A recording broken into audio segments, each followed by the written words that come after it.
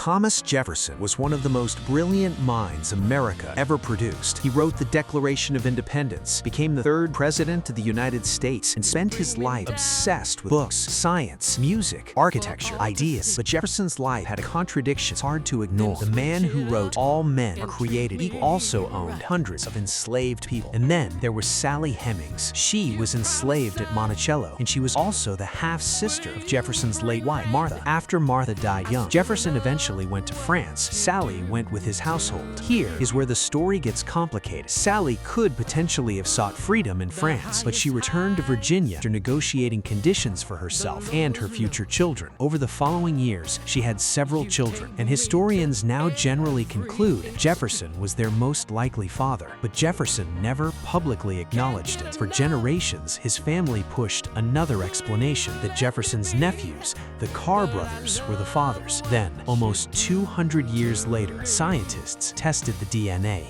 Hemings' male-line descendants carried the Jefferson Y chromosome. Now, the DNA didn't literally say Thomas Jefferson, but it destroyed the old Carr explanation. And when historians combine the genetics with Jefferson's presence at Monticello, family testimony, and other records, the evidence pointed strongly toward Jefferson. And that's what makes Jefferson so difficult to put in a box. Brilliant thinker, political visionary, slave owner, and most likely the father of children born to a woman he legally owned. Maybe that's the uncomfortable truth about history. Brilliant artists, brilliant leaders, still flawed humans. So what do you think? Does someone's greatest achievement change how we judge their worst actions? Tell me in the comments.